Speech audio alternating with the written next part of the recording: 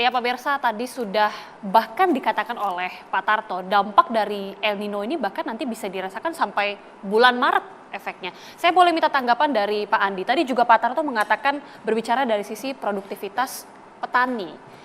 Salah satu permasalahannya adalah ternyata bahkan subsidi pupuk ini sudah berkurang. Ini sebenarnya realitanya bagaimana ini Pak Andi? Baik, terima kasih. Jadi kalau kita berbicara pertanian, memang kita harus mencarikan solusi hulu ke hilir, Pak. Harus bicara dua-duanya ya. Oke. Hulunya ini kita melihat bahwa banyak permasalahan, ya Pak ya, sarana dan prasarana. Terutama pupuk subsidi untuk petani kecil, Pak ya. Itu kan yang mempunyai lahan 2 hektar ke bawah. Ini selama 5 tahun terakhir, subsidi pupuk mengalami penurunan 10 triliun. Kemarin dalam rapat Banggar saya jelas protes kepada Menteri Keuangan, kenapa subsidi untuk pertanian yang menjadi pusat pertumbuhan ekonomi kita di masyarakat, Pak ya, krisis pangan, kemudian juga penyerap tenaga kerja, kenapa subsidinya dikurangi terus? Ya kan, sementara subsidi yang lainnya menurut kami tidak terlalu mendesak itu yang diberikan, satu. Yang kedua, kita melihat bahwa anggaran Kementerian Pertanian Pak Tarto, hanya 14 triliun Pak, dulu 2018 saya di Komisi 4 periode kemarin 32 triliun. Jadi mengalami penurunan 50% anggarannya Pak. Dan ini anggaran sebenarnya dikhususkan untuk petani kecil Pak. Misalnya untuk irigasi tersiernya, kemudian perbaikan sumber-sumber air, kemudian pupuk subsidi. Jadi saya melihat memang antara semangat pemerintah dengan kebijakan anggaran nggak nyambung. Ya kan, terutama masalah subsidi pupuk. Kalau kita lihat kebutuhan subsidi pupuk Pak dari usulan semua kabupaten, kebutuhan kita 70 triliun. Ini sekarang tinggal 24 triliun. Jadi pasti terjadi kelangkaan. Bagaimanapun caranya Pak ya, pasti terjadi kelangkaan. Jadi alasannya kenapa Pak bisa sampai terjadi seperti ini? Jadi sebenarnya pemerintah menganggap bahwa selama ini pupuk subsidi tidak tepat sasaran. Menurut saya bukan gitu caranya. Ya dicari masalahnya di mana. Pakai kartu tani kemarin nggak efektif juga gitu ya.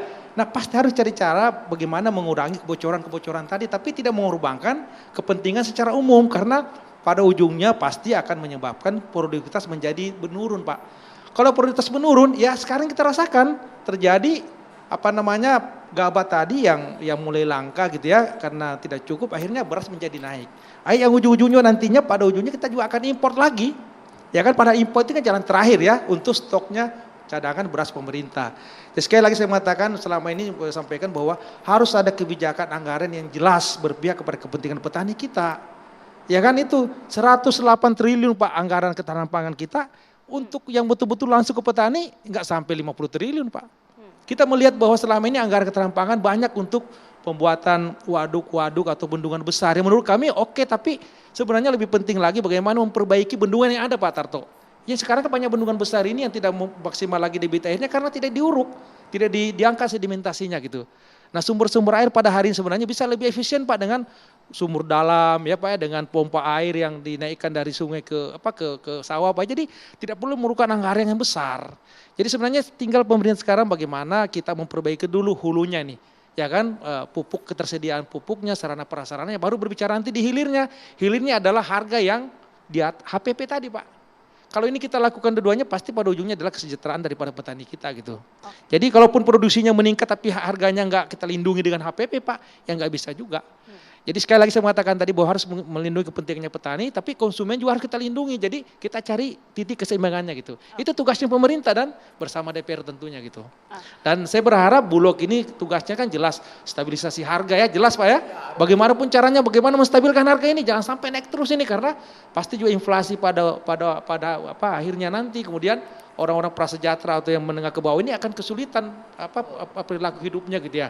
Yang kedua pasokan, benar tadi kita setuju misalnya impor karena supaya kita punya stok. Negara harus punya stok Pak.